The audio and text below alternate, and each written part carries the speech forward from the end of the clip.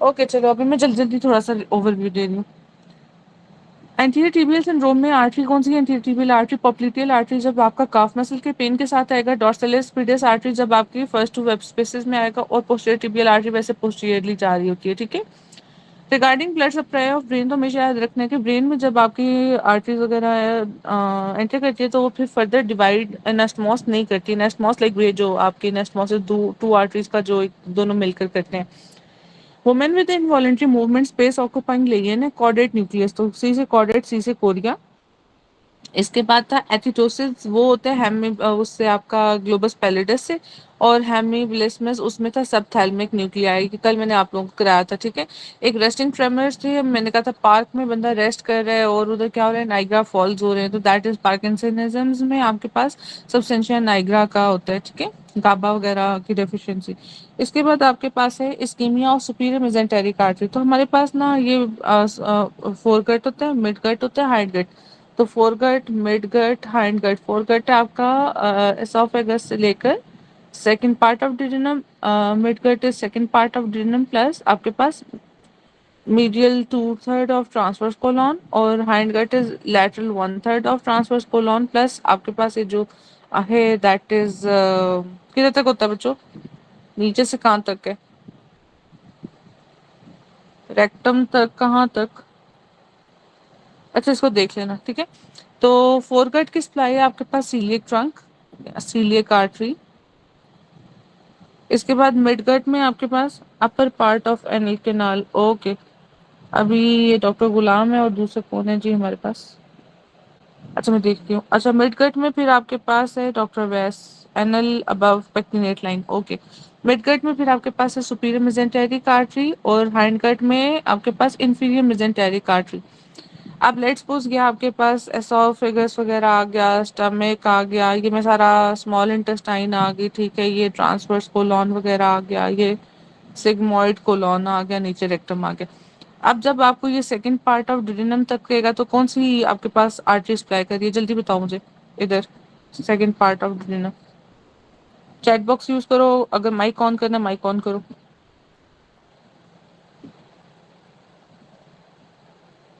अच्छा ये ना ब्लड सप्लाई का भी पूरा चैनल के ऊपर लिखा हुआ है सारा कुछ, यहाँ तक है ये आपके पास सीलियक ट्रंक। अच्छा इसके बाद ये था आपके पास T12 से। अब ये सेकंड पार्ट ऑफ डिनम से, अब ये अगर ट्रांसवर्स को लॉन करते हो तो ये जो मीडियल टू थर्ड है ना यहाँ तक, ये आपके पास है सुपीरियर मेजेंटेरिक आर्टरी।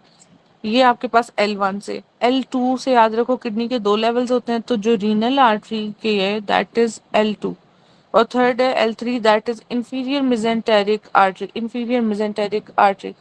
L4 पे ये एब्डोमिनल एओर्टा डिवाइड करते हैं आपके पास एक्सटर्नल और internal, that is internal, external और इंटरनल, कॉमन इलियक फिर एक्सटर्नल और इंटरनल इलियक में, ठीक है। और L5 पे क्या होता है, L5 पे आपके पास IBC इंफीरियर वेना कैवा वगैरह स्टार्ट करता है। अच्छा अब यहाँ पे ये जो आपके पास ट्रांसवर्स कोलॉन है, मीडियल टू थर्ड और साथ में लैटरल वन थर्ड, यहाँ पे एक आर्टरी होती है, उस आर्टरी का नाम बताओ कौन सी होती है यहाँ पे।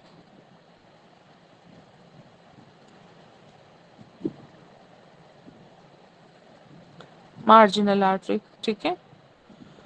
तो ये भी एक MCQ है, दोनों के जंक्शन पे पड़ा होता है। Ischemia of superior mesenteric artery, तो फिर अब इसकी डिस्ट्रीब्यूशन क्या है, duodenal junction to two third of transverse colon. अब इधर लैटरल टू थर्ड लिखा होगा, मीडियल टू थर्ड लिखा होगा, ठीक है, तो इसको लाजमी देखना है। Narrowest part of airway units is that is cricoid cartilage. Lying में एडल्ट में क्रीकॉइड कार्टिलेज कौन से लेवल पे होता है, C3, C4, C5, C6, मुझे चैट बॉक्स में बताओ, ये MCQ आते हैं। Most common cause of increase BT is, तो BT सबसे ज्यादा किस में होगा, वॉन विलिब्रेंड हेमोफीलिया, मैंने अगले दिन बताया, APTT इसमें डिरेंज होगा, वॉन विलिब्रेंड में फैक्टर 8 मेजर प्लस BT, ठीक है, बट वो कॉमन पूछ रहा है कॉमनली, ठीक है। तो एस्पिरिन टॉक्सिसिटी या प्लेटलेट फंक्शन डिफेक्ट जी, क्वेश्चन को डायग्नोसिस ऑफ एक्सक्लूजन से या अपने कोर नॉलेज से आपने करना है, so this is aspirin toxicity. मुझे बताओ एस्पिरिन का एंटीडोट क्या है,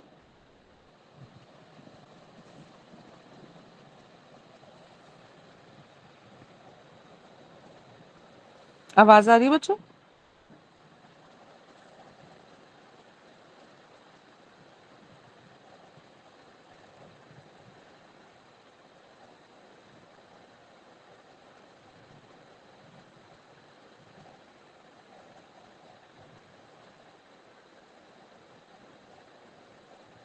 सैलिसाइलिक एसिड और एस्पिरिन में क्या डिफरेंस है?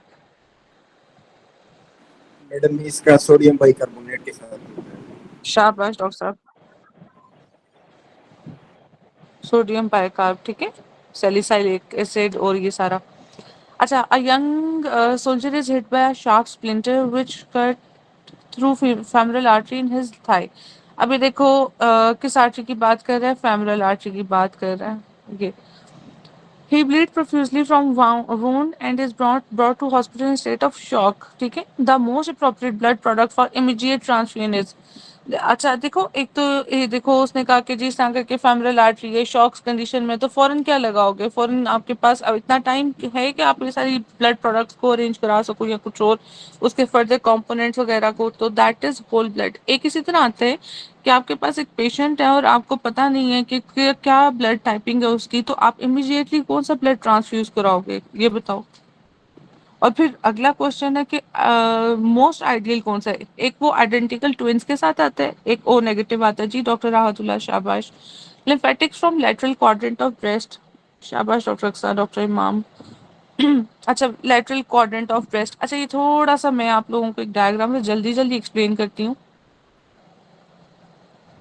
ये ब्रेस्ट पड़ा हुआ है, ये सेंटर में आपके पास स्टर्नम पड़ी हुई है, स्टर्नम के पीछे एक आर्टरी गुजर रही होती है, जल्दी से नाम बताओ उसका।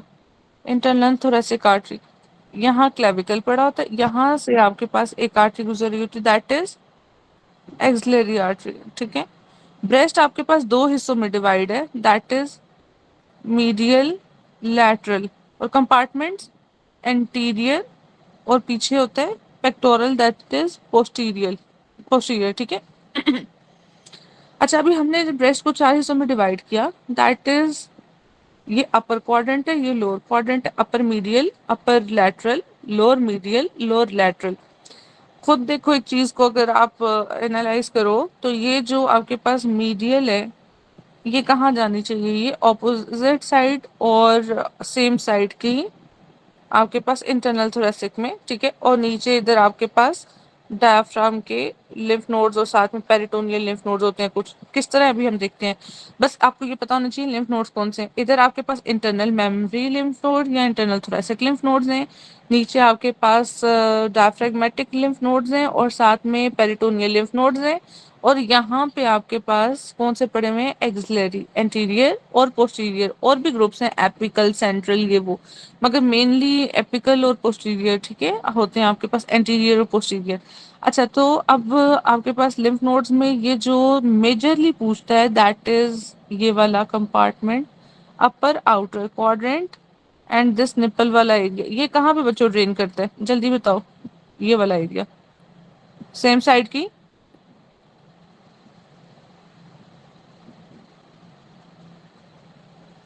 Nipple and upper lateral into pectoral, ठीक है, एंटीरियर, एंटीरियर, ठीक है, हाँ जी, एक्सिलरी, एंटीरियर, एक्सिलरी, ठीक है, या एंटीरियर पेक्टोरल आ जाते हैं, दोनों आ जाते हैं। अच्छा, और लोअर वाला जोन सा दैट इज, अब ये देखो ये जो लोअर वाला क्वाड्रेंट था ये वाला, इसको मैंने बताया नीचे डायफ्राम पड़ा है और इधर आपके पास मेमोरी लिम्फ नोड्स हैं। सो दिस इज लोअर लैटरल, जिसे इंफीरियर कह रहे हो, एंटीरियर एक्सिलरी, सब डायफ्रेगमेटिक है, इंटरनल मेमोरी, ये सारे में चला जाएगा। मीडियल क्वाड्रेंट अब वो सेम साइड की और ऑपोजिट साइड की इंटरनल थोरेसिक में। अच्छा, अब वो कहता है कि पैरेलल अलोंग कौन से होते हैं, तो ये आपके पास इधर इंटरनल थोरेसिक आर्टरी है और इसी के पैरेलल जा रहे हैं आपके पास लिम्फ नोड्स। मगर मेजर की बात करेगा, ये था मेरा अगस्त का एमसीक्यू आपके सर्जरी पेपर का, तो मेजरली इनटू एंटीरियर एक्सिलरी या पेक्टोरल, ठीक है। अच्छा जी, इसके बाद रह गया आपके पास tail of breast. Tail of breast आपके पास जाती है पोस्टीरियर लिम्फ नोड, अक्सर बच्चे इसको एंटीरियर के साथ कर देते हैं, ये एक इंपॉर्टेंट एमसीक्यू जो भूल जाता है। अच्छा, path of axillary lymph node मैंने बताया, एंटीरियर पोस्टीरियर क्वाड्रेंट की बात करेगा तो मीडियल एंड लेटरल, ठीक है। अच्छा बच्चों, एक है आपके पास student wanted to study relationship. जब भी आपने दो चीज़ों के दरमियान ये देखो रिलेशनशिप करना है, that is temperature and duration of surgery. कि एक सर्जन है उसने सर्जरी कर रहा है, तो आपने देखना है कि ड्यूरेशन ऑफ सर्जरी और टेम्परेचर इंक्रीज का क्या रिलेशन है। तो ये स्टैटिस्टिकल टेस्ट किस तरह से करोगे? That is bye regression analysis. कल हमने किया था स्टैटिस्टिकल या आपके पास कैटेगोरिक डाटा, वो किस में है? इधर ही लिखा हुआ है, मुझे ऑप्शन बताओ। जल्दी से चैट बॉक्स यूज करो। अच्छा, और 2/2 का अगर रिलेशन करना हो तो फिर किसके साथ है 2/2? T test, T test. अच्छा बच्चों देखो, नहीं नहीं, टू टू दो चीजों के दरमियान अगर आपने रिलेशन करना है दैट इज टी टेस्ट। शाबाश डॉक्टर वैस ने ठीक दिया, ठीक है। 2/2 का टेबल है तो ये का है आपके पास, और साथ में स्टैटिस्टिकल या कैटेगोरिक डाटा। एनोवा आपके पास 3 वैल्यूज का, और रिग्रेशन एनालिसिस अभी हमने कर लिया, ठीक है। ये सारे एमसीक्यूज थे। और एक वो इस तरह देता है कि एक पेशेंट है, उसकी प्रोलॉन्ग सर्जरी चल रही है, तो आपने लंबी सर्जरी में थर्मामीटर कहाँ पे रखना है? जी मुझे जल्दी बताओ, कहाँ रखोगे? Transrectal, transesophageal, trans किधर रखोगे? एसोफेजियल, ठीक है। Action of gluteus medius and minimus, ठीक है। तो अब ये कुछ सारे मसल्स नहीं करने, सर्जरी वालों को अक्सर होता है सब कुछ करना है। जो मेजर मेजर मसल्स हैं, ग्लूटियस मैक्सिमस, मीडियस, मिनिमस, ये तीन आपने लाजमी ये जो बटक वाला एरिया उसमें याद रखना है। मुझे ये बताओ कि ग्लूटियस मैक्सिमस है बाहर, फिर मीडियस है, और फिर मिनिमस है, ठीक है। मैक्सिमस की ब्लड सप्लाई कौन, नर्व सप्लाई कौन सी है बड़ा, लेकिन inferior gluteal nerve. Inferior gluteal, और इन दोनों की सुपीरियर सुपीरियर। ग्लूटियल। शाबाश। ग्लूटियस मैक्सिमस का अगर डैमेज हुआ, इंफीरियर ग्लूटियल गई है, तो फिर आपके पास क्या होगा?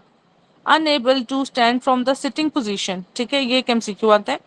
दूसरी चीज वो पूछता है कि अगर तो आपके पास हैमस्ट्रिंग पोर्शन का है, तो फिर अब यही कि एक पेशेंट है, हैमस्ट्रिंग पोर्शन का उसको डैमेज है, सिटिंग से स्टैंडिंग में प्रॉब्लम है उसको, तो फिर कौन सी नर्व डैमेज है? दैट इज शियाटिक नर्व, ठीक है। लार्जेस्ट और मोटी कौन सी है? शियाटिक नर्व, ठीक है।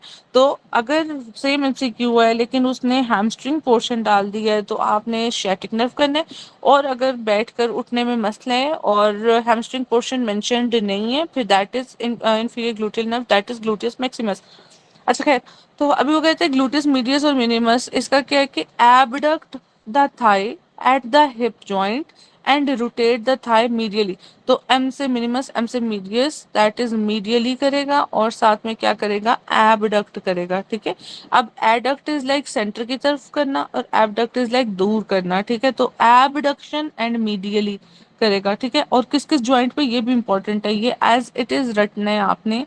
abduct thigh at hip joint and rotate the thigh medially। अच्छा, gluteus और gluteus maximus extends and laterally rotate the thigh, वो आपके पास क्या कर रहा है? abduct कर रहा है और साथ में medially rotate। ये आपके पास maximus extend कर रहा है and laterally rotate कर रहा है at hip joint। it extend the knee joint through the iliotibial tract। Gluteus medius की बात करो तो abduct the thigh at hip tilts the pelvis when walking। Gluteus और वेडलिंग गेट वगैरह के साथ ही आता है मीडियस और मिनिमस। दूसरा आता है कि एक पेशेंट है आपके पास, उसको डैमेज हुआ है, ठीक है। तो ऑपोजिट साइड का जोन सा है ना, वो मसल होगा और डैमेज होगा। और इसमें क्या है, वो कहता है कि आपकी जो लेग है वो स्वे करती है टू एंड फ्रो, ठीक है। ग्लूटियस मिनिमस में आपके पास आ जाएगा ab adduct the thigh at the hip joint tilts the pelvis when walking, anterior fibre medially rotate the thigh. जितना याद रहे वेल एंड गुड, बस मोटा मोटा याद रखो। Skeletal muscles are attached to, तो जो मसल टू बोन है that is tendon, bone to bone is that is ligament, ठीक है।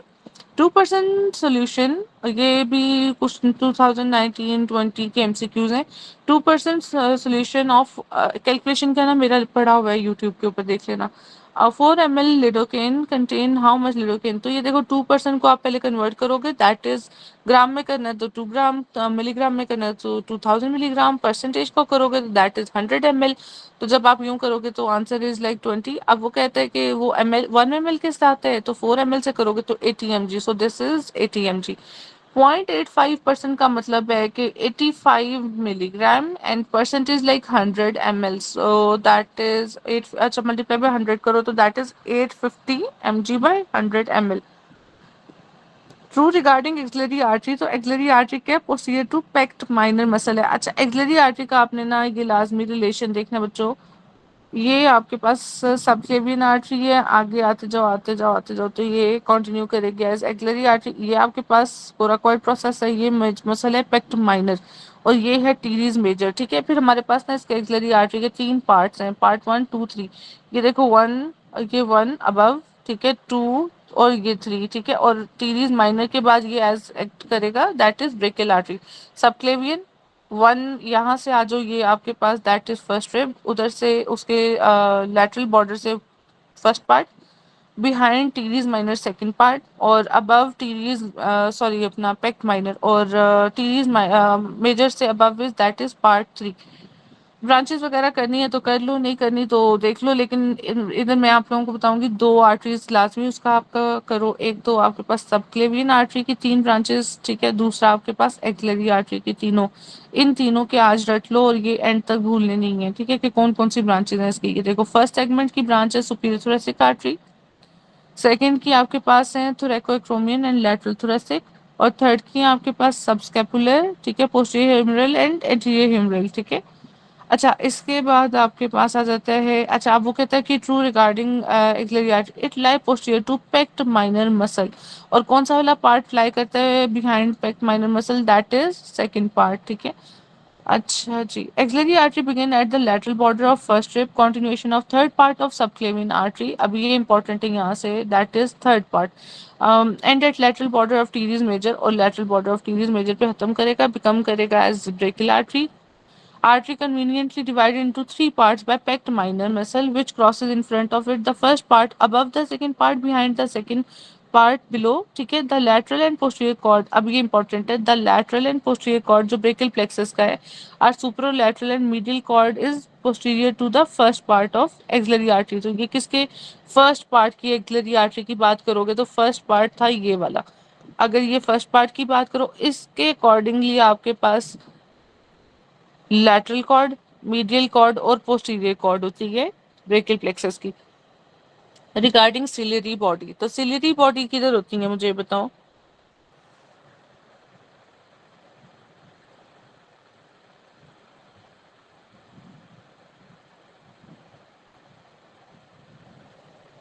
आई में होती है, किधर होती है बच्चों, क्या हो गया। अच्छा चलो खैर, तो दैट इज आपके पास आई के अंदर है pigment epithelium of retina is continuation with pigment epithelium of ciliary body. ये देखो, पिगमेंट एपिथेलियम, ये आपके पास आउटर लेयर है, इनर लेयर है, बाहर आइरिस है, फिर सिलियरी बॉडी है, और फिर आपके पास रेटिना है, ठीक है। सो दिस इज ये एंटीरियर मायो एपिथेलियम सिलियरी बॉडी में, फिर पिगमेंटेड सिलियरी एपिथेलियम है, और ये ciliary pigmented epithelium is continuous with ये रेटिनल पिगमेंटल एपिथेलियम, ये एंटीरियर थी। अब पोस्टीरियर एपिथेलियम की बात करो तो ये कॉन्टिन्यूअस है, वो पिगमेंटेड के साथ है एंटीरियर वाली, और ये है आपके पास नॉन पिगमेंटेड सिलियरी एपिथेलियम, और फिर न्यूरो सेंसरी रेटिना, जबकि एंटीरियर वाला पिगमेंटेड और रेटिनल पिगमेंट एपिथेलियम के साथ है। अब इधर देखो, इधर क्या एमसीक्यू आपके पास, that is pigment epithelium of retina is continuous with pigment epithelium of ciliary body. So this is pigment epithelium of retina by pigment epithelium of ciliary body। अब यही न्यूरोसेंसरी रेटिना होता था, that is non pigmented ciliary epithelium. अभी नीचे से पढ़ दूं या आप लोग पढ़ लोगे, मुझे ये बता दो जरा, ताकि मैं उस लिहाज से करूं। चैट बॉक्स यूज करो, बताओ।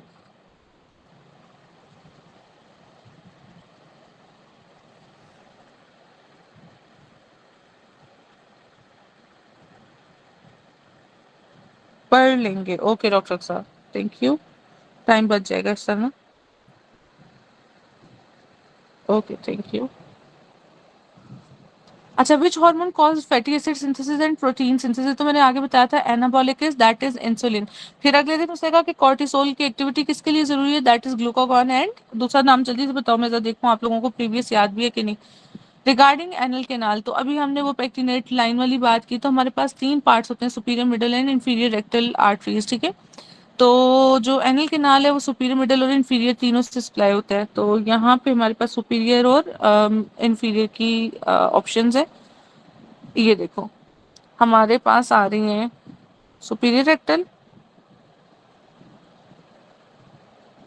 फिर आपके पास मिडल रेक्टल, और फिर है इंफीरियर रेक्टल।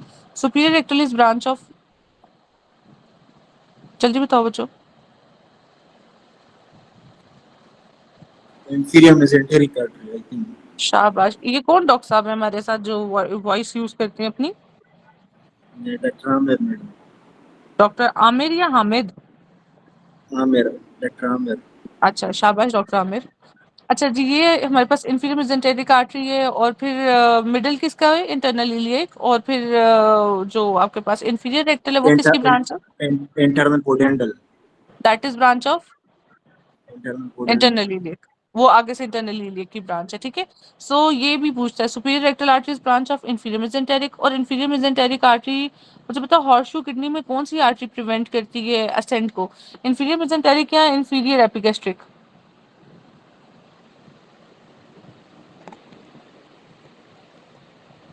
हॉर्सशू किडनी में कौन सी आर्टरी इन्वॉल्व है? मैडम आई थिंक यही इंफीरियर मेसेंटेरिक है। अच्छा एक सेकंड, मुझे ना देखने तो कंफर्म करने दो, मैं देख के बताती हूँ। इंफीरियर मेसेंटेरिक आर्टरी, ठीक है, हाँ जी यही है। Okay thank you doctor Vais and doctor Aamir. अच्छा और मुझे बताओ हॉर्सशू किडनी कौन से सिंड्रोम के अंदर है, Down syndrome, Turner syndrome, Klinefelter syndrome?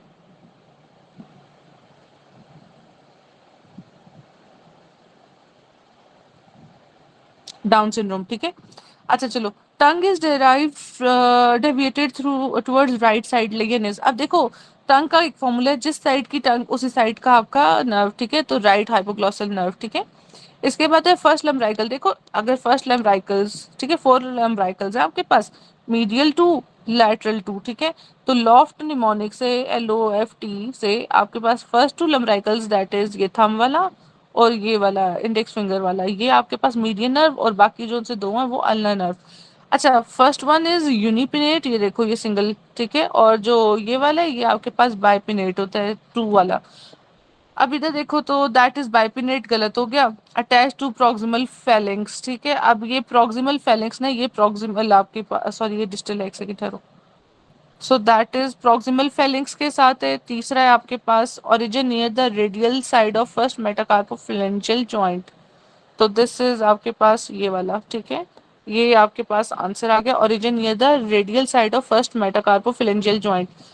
फिर दूसरी चीज ये करता है आपके पास के लम्ब्राइकल्स के अलावा पूछता है डैप और पैड, एडक्टर्स एंड एबडक्टर्स। हाँ जी मुझे बताओ ये कौन है, डैप और पैड्स की नर्व सप्लाई कौन है? डॉर्सल और प्रॉक्सिमल, जी बच्चों।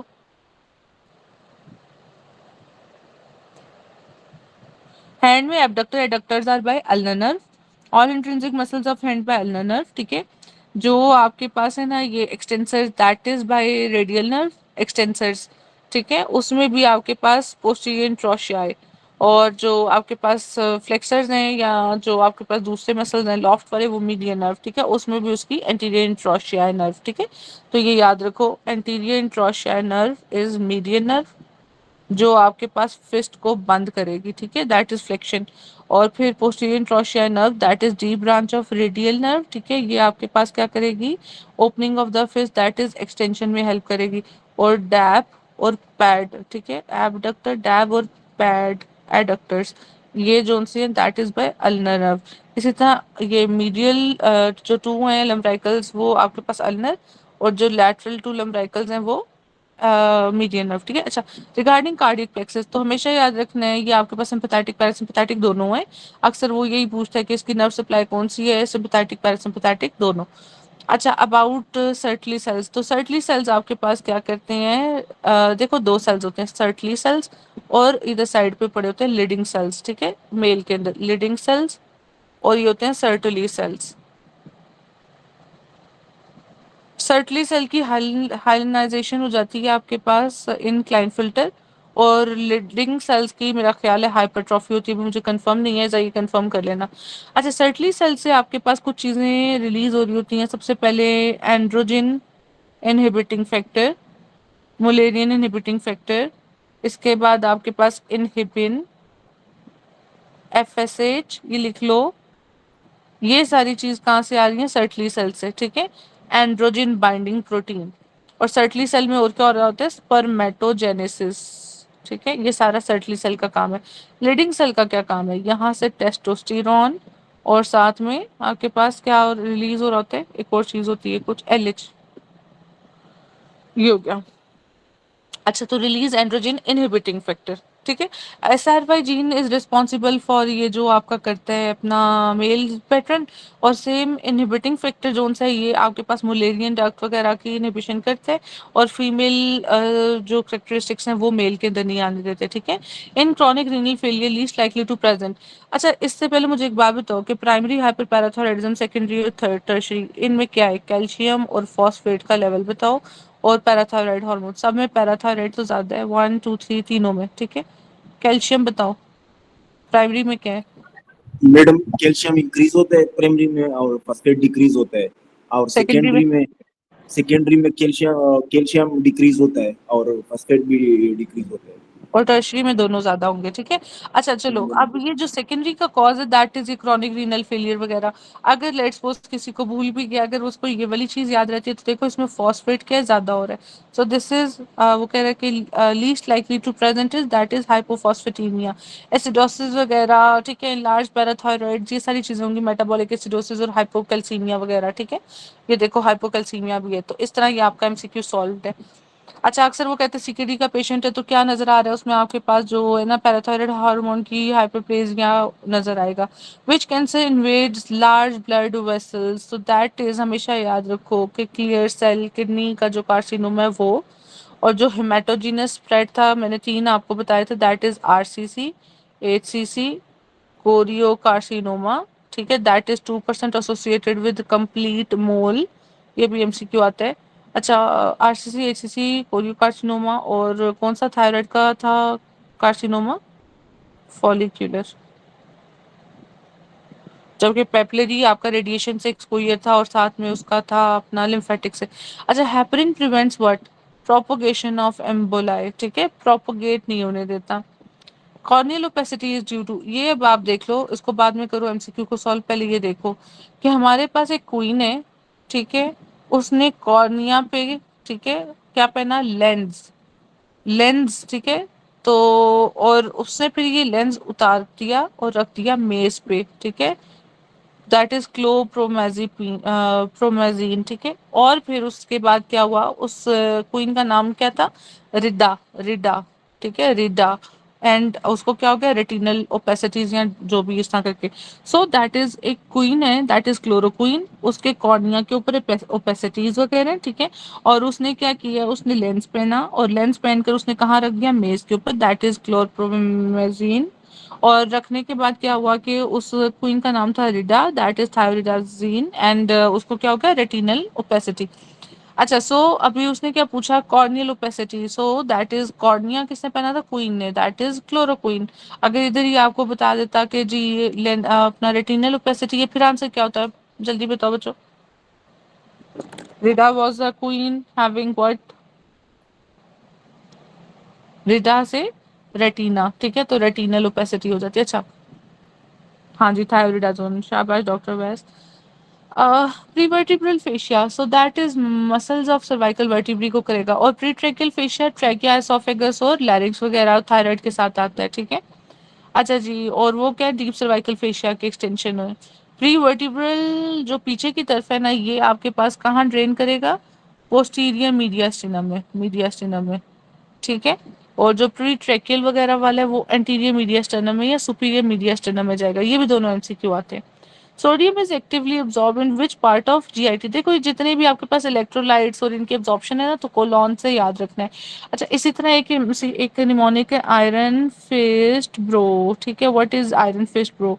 Iron is like iron, it absorbs in duodenum, और वो भी कौन सा? Proximal duodenum. Fist is like folate, that is jejunum. जी शाबाश doctor Vais. And bro is like आपके पास duodenum, jejunum, ileum, terminal ileum. ठीक है। टर्मिनल आइलियम में भी आपके पास एक सीक्वेंस है, दैट इज, जी बच्चों बताओ sequence.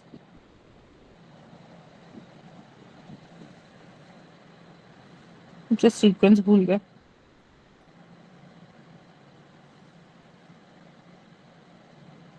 Bile, water and B12। Water, water के बाद था पता नहीं बाइल था, और फिर B12 था। इसको कंफर्म कर लो जरा एक दफा सीक्वेंस को।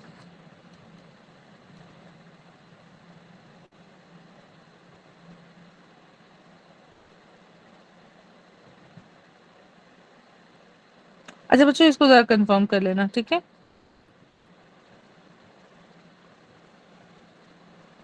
हम आगे चलते हैं। वाटर बाइल एंड सॉल्ट्स, चलिए ओके। डॉक्टर वैस कह रहे हैं तो इसको देख लेना।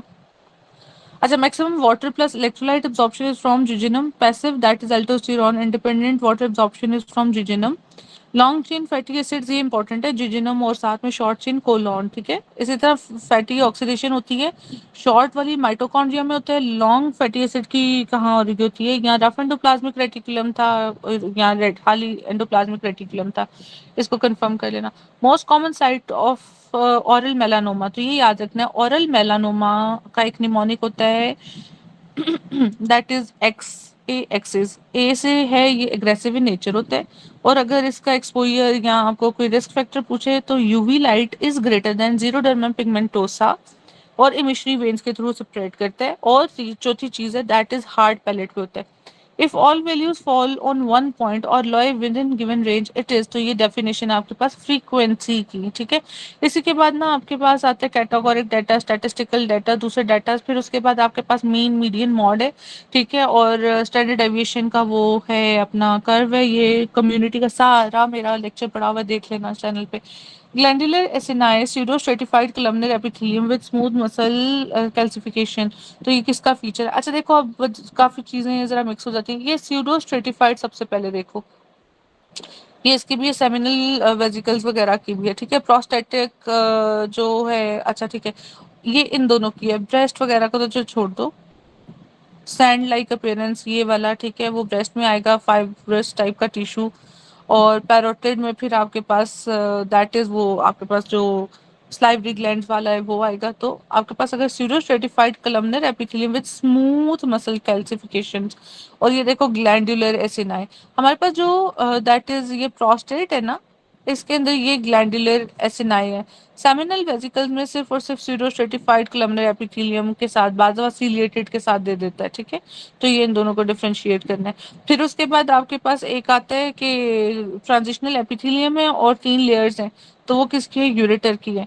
इसी तरह फेलोपियन ट्यूब्स के अंदर भी pseudo stratified columnar ciliated epithelium ये 3 जगहों पे देता है, सेमिनल और साथ में फेलोपियन ट्यूब। प्रोस्टेट में एज सच वो सीलिएटेड वगैरह नहीं दिया हुआ, उधर आपके पास ग्लैंडुलर एसिनाई आएगा। और ये जो पैरोटिड ग्लैंड और सबलिंगुअल और सबमैंडिबुलर है, पैरोटिड में आपके पास प्योरली सीरस आएगा, और सब मैंडिबुलर में आपके पास, सब मैंडिबुलर में 2 नाम है, तो दैट इज मिक्स्ड। और दूसरा कौन सा गया है? सबलिंगुअल, सबलिंगुअल इज म्यूसिनस, ठीक है।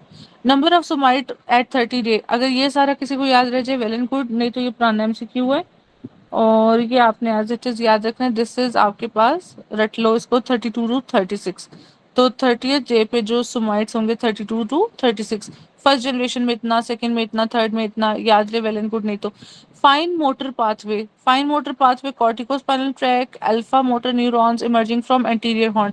अच्छा बच्चों, ये आपके पास ना लैटरल हॉर्न, एंटीरियर हॉर्न जो सा है, ये पड़ा होता है स्पाइनल कॉर्ड, ठीक है। अब ये आपके पास है पोस्टीरियर, ये है आपके पास एंटीरियर हॉर्न, ये है लैटरल हॉर्न। लैटरल हॉर्न आपके पास कौन से लेवल से? T1 से लेकर L3 तक ऑलमोस्ट, ठीक है। इसके बाद पोस्टीरियर कॉर्ड जो है वो आपके पास होता है सेंसरी, और एंटीरियर हॉर्न होता है मोटर, ठीक है। फिर इधर कुछ लेमिनास भी होते हैं, वो हम बाद में करेंगे।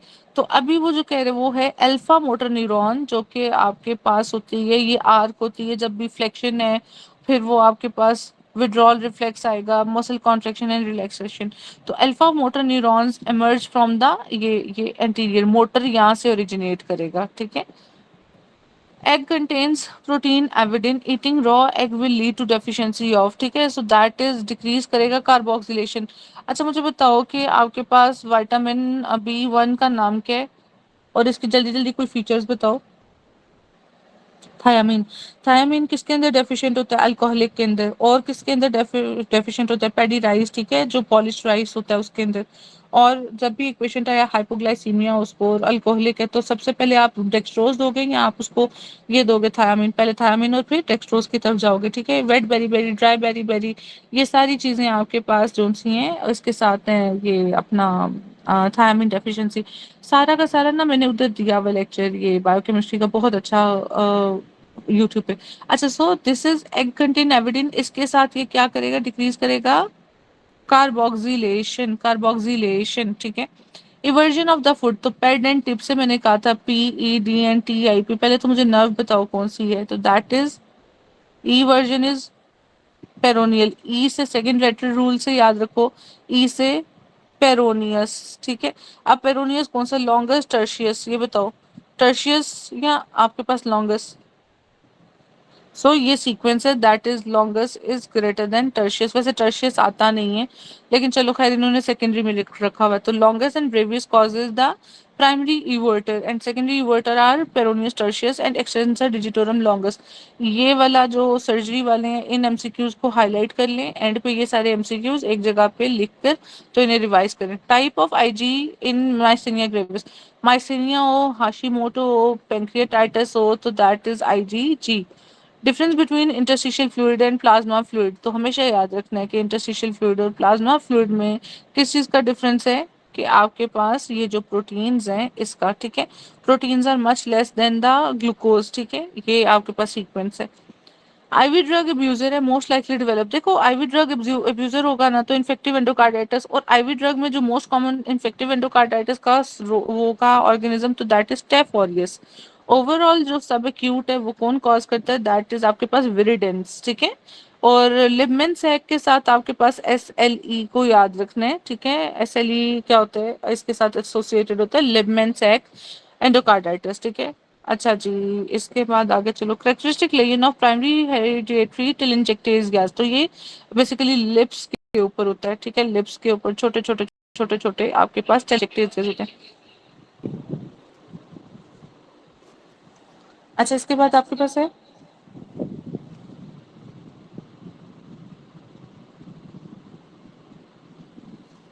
80-year-old boy with difficulty in swallowing and mass on left side of the esophagus, तो ये आपके पास एक तो ईयर है 8 years का, ठीक है, और जब वो swallow कर रहे हैं तो उसको इधर left side of the oesophagus पे कुछ मिल रहा है, मैस। टेस्मिन नेगेटिव, विमेंटिन भी नेगेटिव है, ठीक है, ये दोनों नेगेटिव कर दिए इसने। He had a history of fetal alcohol syndrome and not doing well in school, so ये टिपिकल, ये जो आपके पास डेस्मिन नेगेटिव है, विमेंटिन है, और साथ में ये फीटल अल्कोहल, तो फीटल अल्कोहल के साथ दैट इज आपके पास रेब्डोमायोसार्कोमा। रेब्डो इज फ्रॉम व्हाट जी बच्चों, मसल ब्रेकडाउन कहते हैं मसल ब्रेकडाउन का प्रोडक्ट, ठीक है।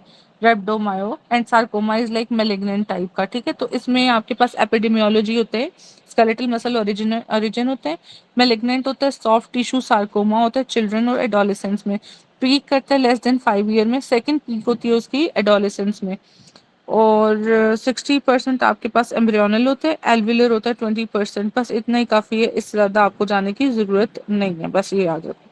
अच्छा, इसमें आपके पास वही डेस्मिन जोन्स है और विमेंटिन वगैरह को उसने मेंशन किया हुआ है, फीटल अल्कोहल सिंड्रोम को किया हुआ है, तो इसके साथ एसोसिएशन है।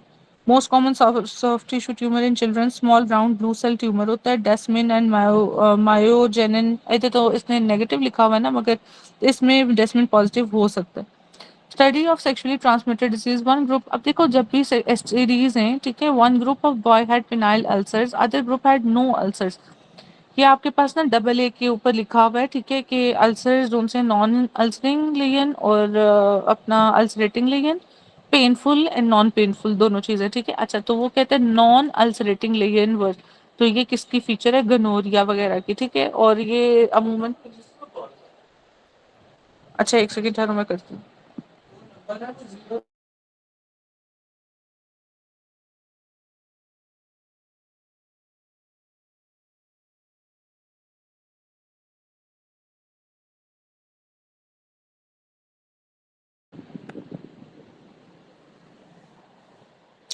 वो फ्लॉक्सासिन वगैरह के साथ आता है, ठीक है, ट्रीटमेंट वगैरह के साथ। अच्छा, व्हाट इज ट्रिपोनिमा पैलिडम, ये क्या करता है,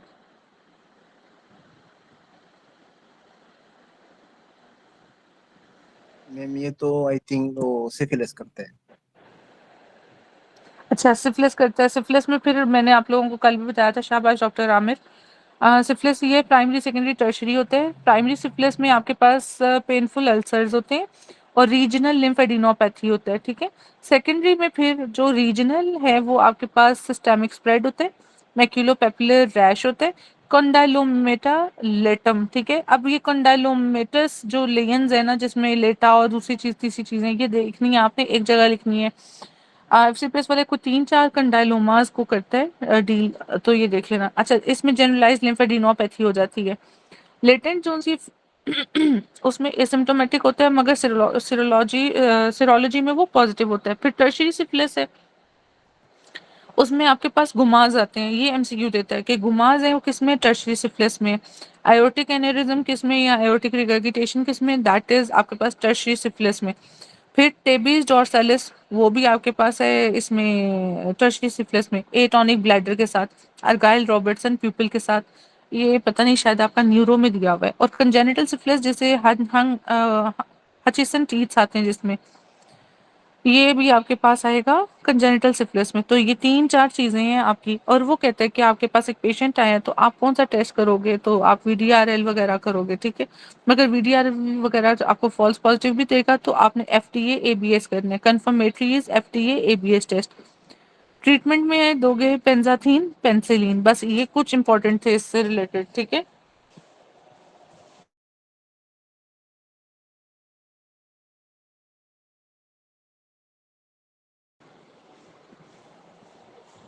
इधर मैंने आपको सिफिलिस सारा पढ़ा दिया।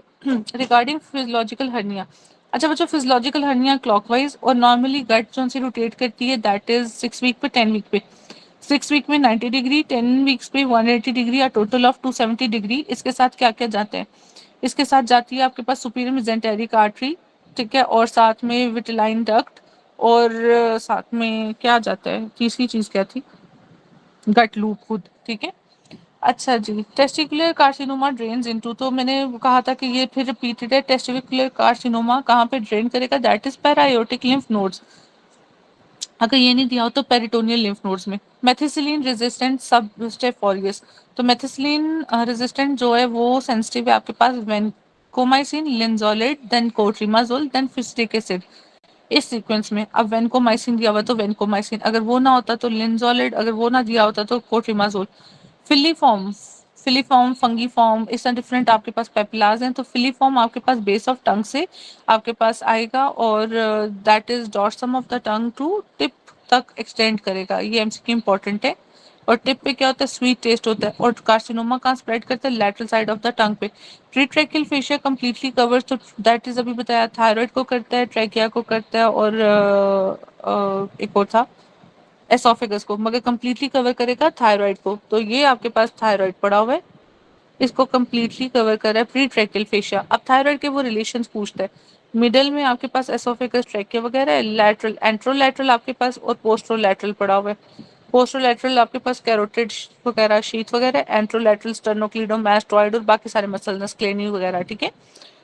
और एक और चीज, और पोस्टीरियर क्या पड़ा हुआ है, पोस्टीरियर आपके पास इधर पैराथायरॉइड ग्लैंड्स पड़े हुए हैं।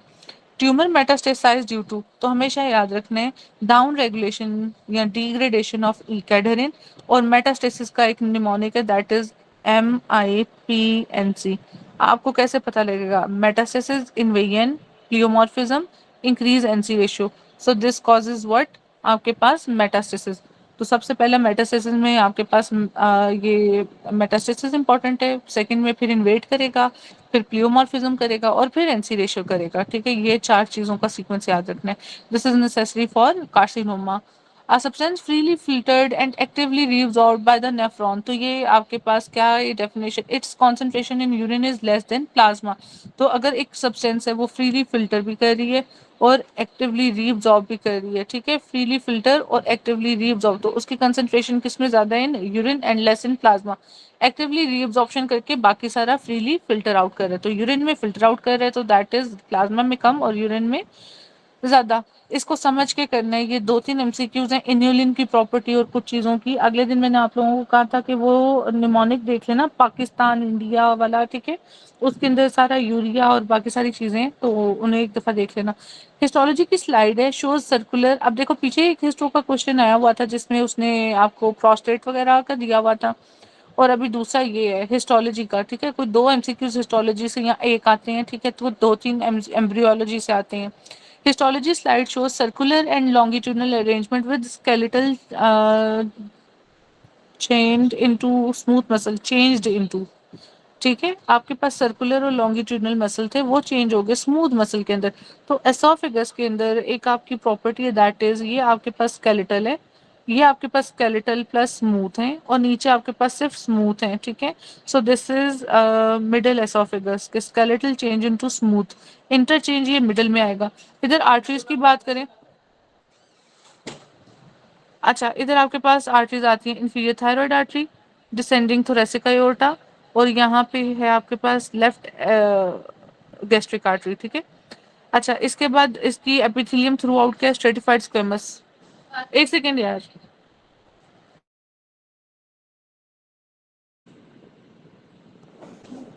विच of following is absent from axon. तो एक्सॉन में क्या नहीं होते, देखो पहले आप लोगों को ये पता होना चाहिए कि नेफ्रॉन का स्ट्रक्चर क्या है। डेंड्राइड्स है, सेल बॉडी है, यहाँ पे आपके पास एक्सॉन हिलॉक, और ये आपके पास एक्सॉन आ गया, ठीक है।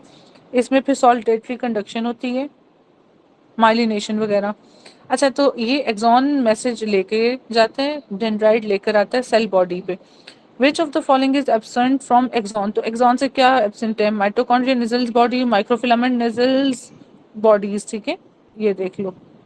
और निजल्स बॉडी में सबसे ज्यादा क्या पड़ा होता है, रफ एंडोप्लाज्मिक रेटिकुलम। तो अगर निजल बॉडीज ही नहीं है तो रफ एंडोप्लाज्मिक रेटिकुलम भी नहीं होगा एक्सॉन्स में, एक्सॉन हिलॉक में, ठीक है। अच्छा जी, blood group A positive recipient cross match blood group with every other blood group, cross matching fail due to presence of antibodies. तो हमने अगले दिन चलो खैर इधर तो डफी है कि cross matching fail due to presence of antibodies, कौन सी, डफी। और अगले दिन मैंने आप लोगों को एक वो दिया हुआ था निमोनिक, दैट वाज रजिट, ठीक है। तो आरबीसी की सरफेस के ऊपर होते हैं, एंटीजेनिक आरजी था, ग्लाइकोप्रोटीन इन नेचर होता है, फिर ए से था एंटीजेनिक होते हैं, और साथ में आपके पास जी से डोमिनेंट मेंडेलियन वो उसका इनहेरिटेंस है, 20 वीक इंट्रा यूट्राइन लाइफ में नजर आते हैं। और अब ये आगे के cross matching failure is due to Duffy. Bombay phenotyping क्यों करते हो,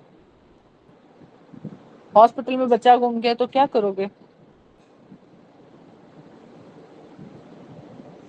अच्छा ग्रेटर ट्यूबरोसिटी ऑफ ह्यूमरस, ये देखो, ये आपके पास ग्रेटर ट्यूबरोसिटी है, ये एक मसल आ रहा है, इस मसल का नाम क्या है, teres minor. So this is what आपके पास teres minor attach to inferior facet of the greater tubercle. और अभी हम जब एक्सिलरी आर्टरी का कर रहे थे तो मुझे बताओ first part, second part, third part, ये मसल्स कौन कौन से थे,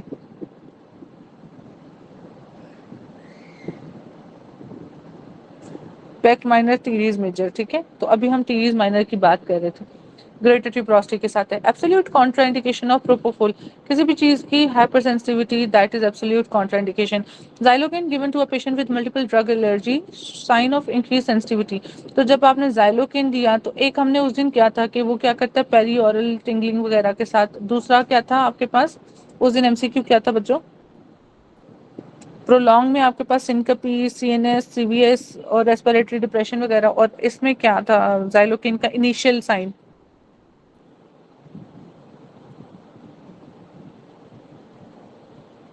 पिछले एमसीक्यूज में से बच्चों। अच्छा ये क्या निमोनिक याद रखो, सीटी कार पर, ठीक है, क्या बैठा था, बीएफ बॉयफ्रेंड। तो सी इज कार्बोहाइड्रेट, टी से थायमिन, ठीक है, पी से प्रोटीन, आर से राइबोफ्लेविन, बी से बॉयफ्रेंड का बी बायोटिन, और एफ से फैट्स, ठीक है। अच्छा fatty acid oxidation is helped bye, that is biotin. 3 year old child है, रैश है, फेशियल फ्लशिंग है, टेकिकार्डिया है, आफ्टर आई ड्रॉप। तो कौन सा ऐसा आई ड्रॉप है जो आपके पास ये वाला facial flashing tachycardia sympathetic type की वो करेगा, ठीक है, एक्टिविटी, दैट इज ट्रोपिकामाइड। आई वाले एमसीक्यूज भी बहुत इंपॉर्टेंट है, और ईएनटी के अक्सर वो सर्जरी वालों को, एनेस्थीसिया वालों को, मेडिसिन वालों को, गायनी वालों को कोई 2-4 एमसीक्यूज आई ईएनटी से डालते हैं। Nursing mother present with herpes labialis, ठीक है, herpes simplex, herpes labialis, drug of choices acyclovir, ठीक है। आपके पास ये HSV1, 2, 3 ये सारे लिखे हुए हैं आपके पास उधर आपके पैथोलॉजी में या माइक्रोबायोलॉजी में, ठीक है। तो उधर देखना लाजमी, ये सारी इसकी टाइप 1 से लेके सारी टाइप्स करनी है, उनके क्या क्या फीचर्स हैं वो करने हैं, उसके भी लेक्चर्स पढ़े हुए हैं डिटेल्ड वाले। Microbiology, oncology, immunology, musculoskeletal, biochemistry, cell, ठीक है। अगर आप ये मेडिडॉट्स के नाम से था lectures, मेडिडॉट्स by doctor Namra Asif, अगर ये आप करोगे ना तो इधर आपको ये सारे मिल जाएंगे और ये बहुत अच्छे तरीके से एक्सप्लेन है सीपीएसपी के अकॉर्डिंग। अब आप लोगों की एक असाइनमेंट ये है, आप लोगों ने ये आर्चेस जोन सी है ना, एम्ब्रियोलॉजी, ये भी मैंने लिखा हुआ है, वो खाली एम्ब्रियोलॉजी के लेक्चर्स होंगे, वो देख लेना। उसमें फर्स्ट से लेकर 6 आर्च, उसकी आर्टरीज कौन सी हैं, नर्व्स कौन सी हैं, मसल्स कौन से हैं, लिगामेंट्स कौन से हैं, और उसकी बोन्स कौन सी हैं, ये सारा लिखा हुआ है उधर। उस दिन हमने स्टेपीडियल के साथ किया था, तो मुझे बताओ सेकंड आर्टरी कौन सी थी, सेकंड आर्च की आर्टरी, स्टेपीडियल आर्टरी। नर्व कौन सी थी, फेशियल नर्व, ठीक है।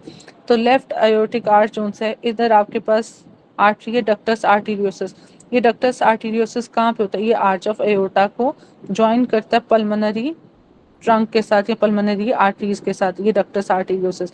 और इसके ऊपर से क्या गुजर रहा होता है, इसके ऊपर से लेफ्ट साइड पे, तो लेफ्ट साइड से रिकरेंट लेरेंजियल नर्व गुजर रही होती है, ठीक है। अच्छा, इसके बाद आगे आ जाओ तो सिक्स्थ फेरेंजियल आर्च का डेरिवेटिव है ductus arteriosus, right and left pulmonary trunk, तो ये दोनों जुड़े हुए हैं, ये खुद ही देख लो, ductus arteriosus and pulmonary trunk. अच्छा, नर्व कौन सी आ गई, recurrent laryngeal nerve, that is branch of vagus nerve, तो वो पास करिए। All intrinsic muscle of larynx except cricothyroid muscle is supplied by this, तो इसका निमोनिक है स्कार। सुपीरियर लेरेंजियल नर्व, ठीक है, that is cricothyroid and all are by recurrent laryngeal nerve. Cartilage में आपके पास lower part of thyroid cartilage, cricoid cartilage, arytenoid cartilage, corniculate cartilage, cuneiform cartilage, और ductus arteriosus after birth converted into ligamentum arteriosum, ये भी आता है MCQ. तो अगर आपको पूछे कि थायराइड कहाँ से डिराइव करता है, फोर्थ और सिक्स्थ आपके पास दैट इज आर्ट से। Aldosterone secretion is increased by, तो हमेशा याद रखो, अगले दिन भी मैंने आप लोगों को ऊपर बताया, डिक्रीज प्लाज्मा वॉल्यूम, जब भी प्लाज्मा वॉल्यूम कम होगा तो एल्डोस्टेरॉन सिक्रीट करेगा। रास मैकेनिज्म को हम इंशाल्लाह डिटेल पढ़ेंगे, तो फिर देखेंगे कि ये प्लाज्मा वॉल्यूम को कैसे रेगुलेट करते हैं, और अगर फिर भी समझना है तो आप लोग उधर देख लो लेक्चर्स में, ठीक है। पेरिनेफ्रिक फैट, देखो ये किडनी है दोनों साइड की, ठीक है। इसको ना एक फेशिया ने इंक्लोज किया होता है जिसे कहते हैं जिरोटा फेशिया, जिरोटाफेशिया। अब इसका ना एक एमसीक्यू आता है जो मुझे हर दफा जरा भूल जाते हैं, वो कहते हैं कि अगर ये डैमेज है तो कहाँ पे जाएगा, पेल्विस में जाएगा या ऑपोजिट किडनी में जाएगा, इसको किसी को याद है,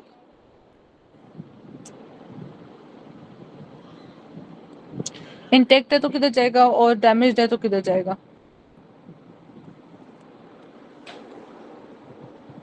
जी बच्चों, डैमेज है तो आई थिंक पेल्विस में जाएगा। मुझे कंफर्म नहीं है, देखते हैं, एक मिनट ठहरो।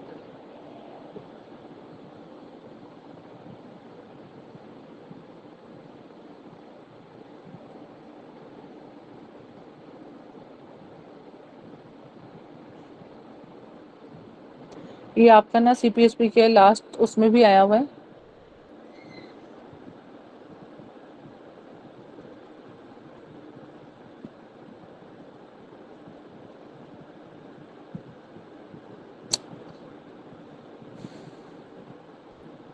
अच्छा चलो, इसको ना कंफर्म कर लेना, अभी मुझे नहीं मिल रहा, और ये ग्रुप में जरा मैसेज कर दो, किसी ना किसी को तो आता होगा,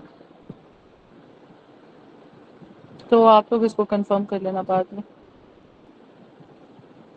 कि डैमेज्ड है तो नीचे पेल्विस में जाएगा या ऑपोजिट किडनी में जाएगा। Microscopic feature of compact bone, तो कॉम्पैक्ट बोन होती है और एक आपके पास होती है स्पॉन्जी बोन, ठीक है। कॉम्पैक्ट आपके पास सेंटर में और स्पॉन्जी बोन में ट्रेबेक्युलाई वगैरह होते हैं साइड पे, ठीक है।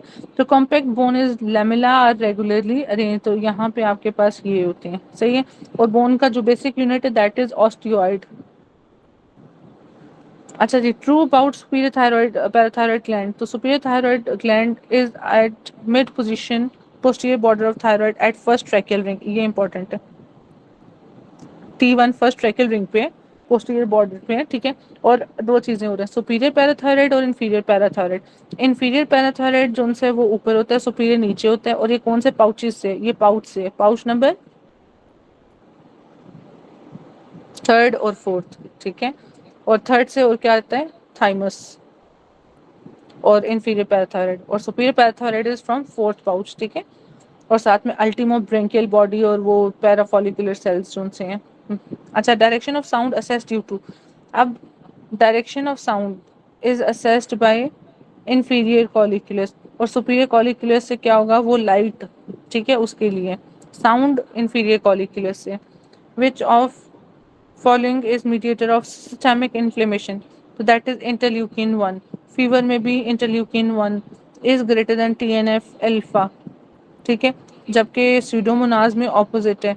स्यूडोमोनाज में systemic future is due to fever is due to TNF alpha is greater than interleukin 1। इसके बाद interferon gamma is greater than interleukin 12 is greater than interleukin 2। ये किसका सीक्वेंस है, जब भी टीबी या ग्रेनुलोमेटस डिजीज है ना, उसके लिए। अच्छा, और ब्रेडिकाइनिन जो है दैट इज बेदर्दी वाला पेन, तो पेन में initial mediator is bradykinin is greater than prostaglandins, ठीक है। Which of following would be common, ये सब MCQs हैं।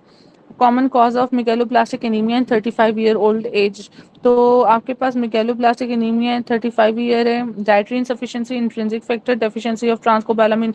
देखो ये जो ट्रांसपोर्टर है ना, वो आपके पास B12 का वो ट्रांसकोबैलामिन 2 है। आईडी आयरन डेफिशिएंसी, अगर एक पेशेंट है उसकी सर्जरी हुई है विद इन 6 मंथ्स के साथ आया है तो आयरन डेफिशिएंसी है। More than 6 months that is up to 1 year तो फिर B12 की डेफिशिएंसी है।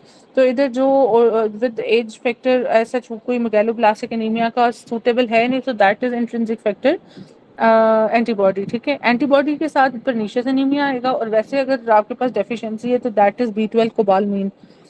व्हाट इज क्लियर, और मेगालोब्लास्टिक एनीमिया करते हैं, और फोलेट भी वो करता है, ठीक है। अच्छा, what is clearance of substance when it's concentration in plasma is 10, तो कंसंट्रेशन कितनी है आपके पास, that is 10।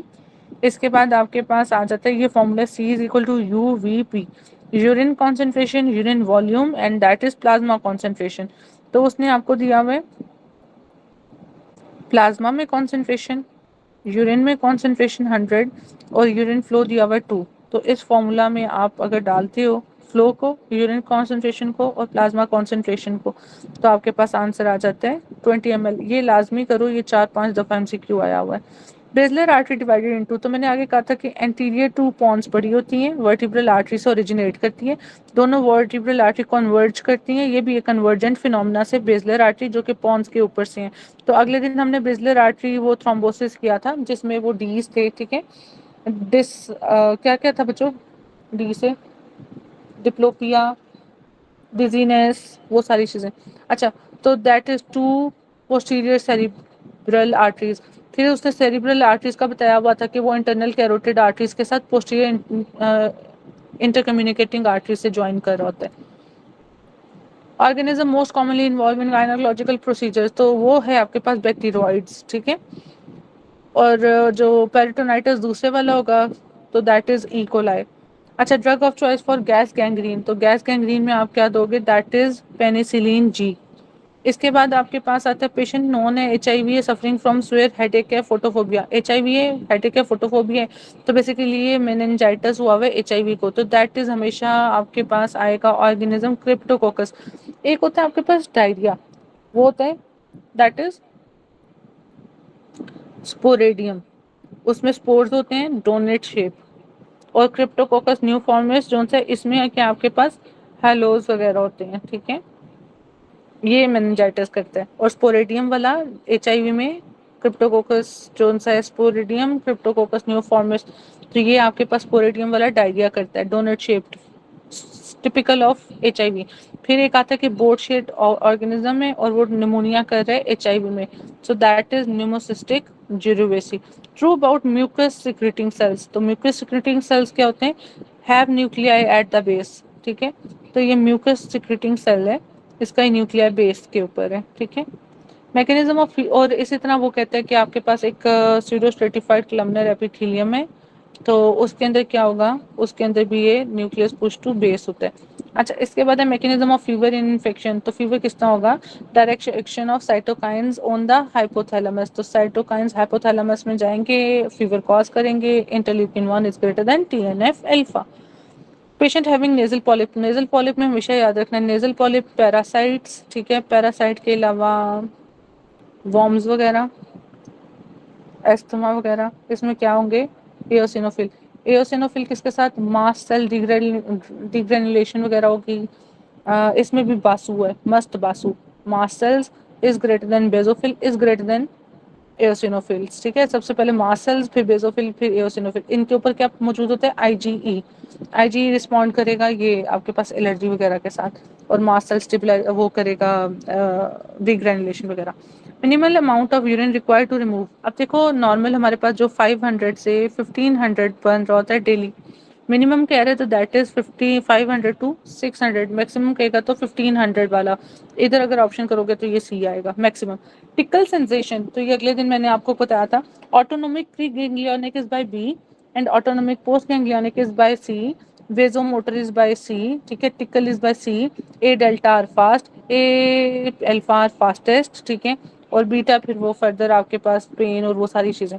Common between facilitated diffusion and को, देखो फैसिलिटेटिव डिफ्यूजन आपके पास डिफ्यूजन की टाइप है। फैसिलिटेटिव में आपके पास कुछ प्रॉपर्टी है वी मैक्स की, दूसरी चीज़ है ये कैरियर मीडिएटेड होते हैं, ठीक है, और को ट्रांसपोर्टर में आपके फिर फर्दर जो से इन दोनों में ये कैरियर प्रोटीन है। को ट्रांसपोर्टर में आपके पास प्राइमरी और सेकेंडरी टाइप है, वो फिर हम बाद में करेंगे। TNF alpha is produced by which of the following, तभी हमने पीछे टीएनएफ किया वो स्यूडोमोनास और फीवर में, it is produced by macrophages, ठीक है। अब T1 T2 इधर MHC वाले सेल्स की भी है कि MHC1 MHC2 किस किस क्लास को करते हैं, मैं बताना नहीं चाह रही थी मगर चलो। MHC1 किसको प्रेजेंट करेंगे बच्चों, CD8 और ये CD4। फॉर्मूला ऑफ 2, 1 के साथ हमेशा 8 आना चाहिए, 2:4 is equal to 8। Interleukin 2 produce by which of the following, तो पीछे हमने किया कि TNF अल्फा माइक्रोफेजेस और इंटरल्यूकिन 2 दैट इज T1, तो इससे हमने इंटरल्यूकिन 1 फीवर के साथ कर लिया, इंटरल्यूकिन 12 इंटरल्यूकिन 2 ये सारा हमने, और साथ में इंटरफेरॉन गैमा ये हमने कर लिया टीबी वाला। तो interleukin 2 is found by T1, उसमें भी हेल्पर होते हैं, साइटोटॉक्सिस होते हैं और नेचुरल किलर सेल्स होते हैं, तो हेल्पर के साथ। Hodgkin lymphoma is associated with, ये टिपिकल फीचर है रीड स्टर्नबर्ग सेल्स, ठीक है, हॉजकिन का। Mechanism during work crushed his a mechanic during work crushed his little finger metacarpophalangeal joint पे, ठीक है। मसल इज नॉट स्वर्ड, मतलब जो आपके पास मसल है वो कौन सा है, दैट इज डॉर्सल इंट्रोशियाई। हाँ जी बच्चों ये क्यों होगा, अभी मैंने आप लोगों को एक पीछे बताया है। लंब्राइकल्स कौन कर रहा है,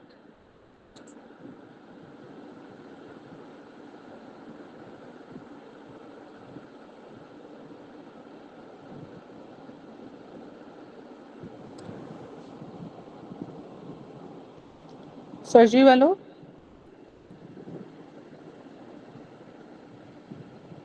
First two lumbricals by median nerve and third and fourth by medium, ठीक है।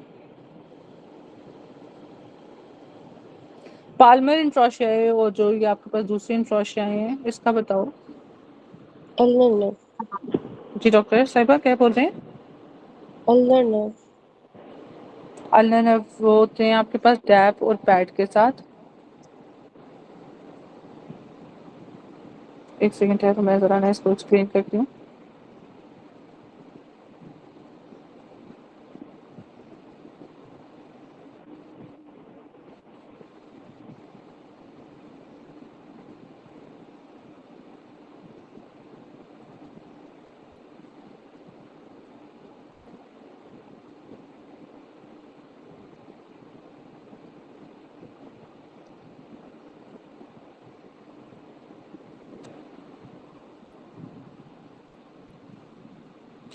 अच्छा जी, वो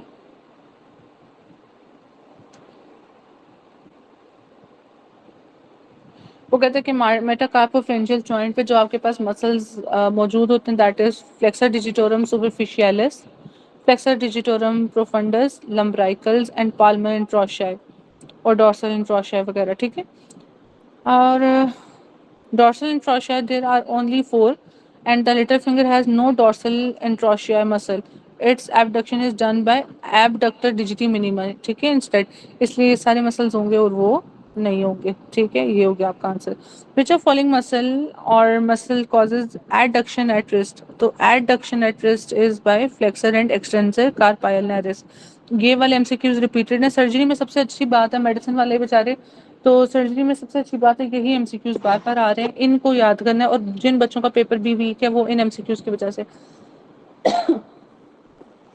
which HP chain is mainly absent in foetal. देखो आपके पास ना एडल्ट होते हैं, ठीक है, और फीटल होता है, alpha and beta, alpha and gamma, ठीक है, और अल्फा एंड एक डेल्टा होता था, A2 एडल्ट। हाँ जी बताओ बच्चों, एब्सेंट इन फीटल लाइफ तो बीटा चेन नहीं होती, और होती कौन सी है, गामा मौजूद होती है इनमें फीटल में, ठीक है। मैटरनल इनहेरिटेंस किसका होता है, माइटोकॉन्ड्रियल डीएनए से होता है। A student was studying cell in which observe an organelle is dividing phase inside cell. अब देखो उसने ऑब्जर्व क्या किया, ऑर्गेनेली डिवाइड कर रहा है, सेल नहीं कह रहा, ठीक है। तो ऑर्गेनेली कौन सा डिवाइड करेगा, सेंट्रियोल या mitochondria. Cell observe in dividing phase तो centriole, organelle in dividing phase is mitochondria. Question क्या उसने, तो उसने ऑर्गेनेली पूछा हुआ है तो दैट इज माइटोकॉन्ड्रिया, ठीक है। और अगर सेल पूछता तो सी से सेल, सी से सेंट्रियोल। करेक्टरिस्टिक ऑफ, मुझे बताओ मैंने असाइनमेंट दी थी आप लोगों को कि ए सेलुलर और सेलुलर जोन देखनी है, किसी ने देखा था जोना पेलिस्ट्रिडा और उसका।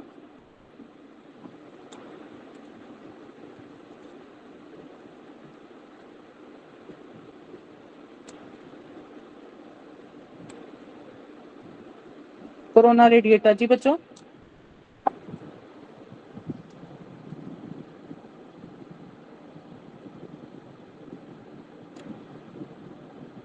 Corona radiata is cellular and zona pellucida is acellular, ठीक है। ये एमसीक्यूज आते हैं इसलिए बार बार मैं कह रही हूँ, जो जो सी चीज़ें मैं कह रही हूँ मुझे लास्ट टाइम स्टूडेंट कहते हैं डॉक्टर साहब आपने ऐसे दिया था जैसे पेपर सारा वही आया हुआ था, आपने सेट किया हो, ठीक है। तो ये चीज़ें इंपॉर्टेंट हैं। Zona is cellular, acellular, and corona is cellular, C से कोरोना, सी से सेलुलर, और ए टू जी देखो आपके पास अल्फाबेट्स होते हैं, A to G, acellular zona.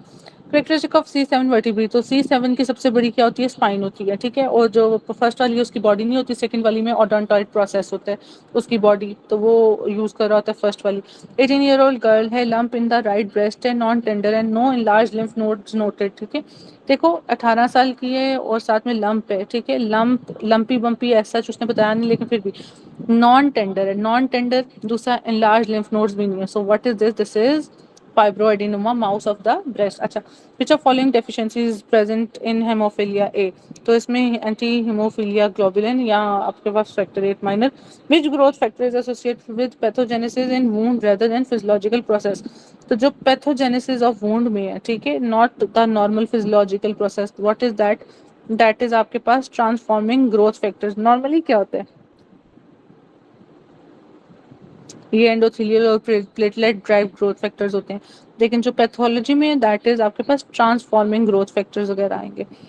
हाइपरऑस्मोलर overhydration is associated with, अच्छा बच्चों ये वाला जो एमसीक्यूज है इसके लिए आप लोगों ने ये हमने कल एक्सप्लेन करना है।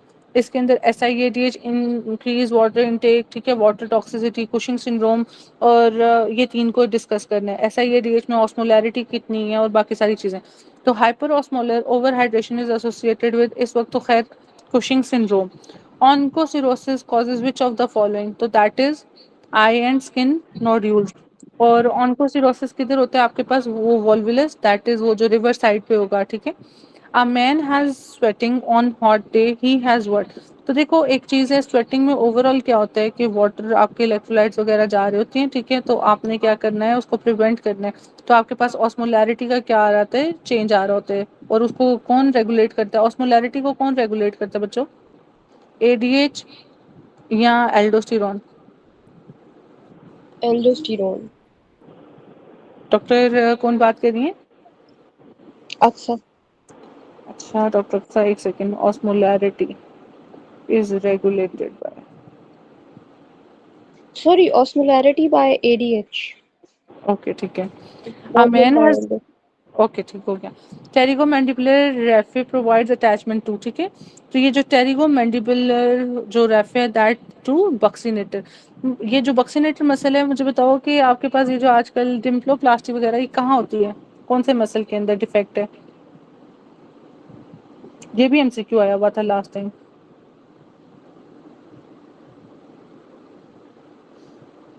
जी बच्चों, और बक्सीनेटर किसकी वो है, फेशियल नर्व, हम वो कहते हैं ना, उसको कहते हैं कि वो विसल करे, तो उसमें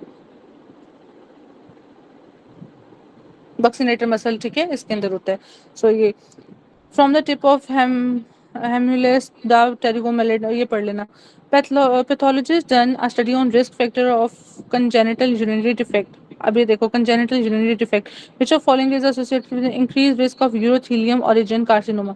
यूरोथेलियम रिलेटेड कहाँ से, एक्स्ट्रोफी ऑफ ब्लैडर। देखो ये जो आपके पास है ना एक्स्ट्रोफी ऑफ ब्लैडर, इसकी मोस्ट कॉमनली कॉज है विद अपना ये यूरोथेलियम कार्सिनोमा। दो चीज होते हैं, एक होता है epispadias, epispadias is associated with exstrophy of bladder. एक होता है हाइपोस्पेडियस, ठीक है, हाइपोस्पेडियस का आपके पास होता है इंग्वाइनल हर्निया के साथ और साथ में क्रिप्टोकार्डिज्म वगैरह के साथ, ठीक है। तो ये एपिस्पेडियस एक्स्ट्रोफी ऑफ ब्लैडर। अच्छा बच्चों, आज हमने 1 और एंड पता नहीं कितनी देर में 1 और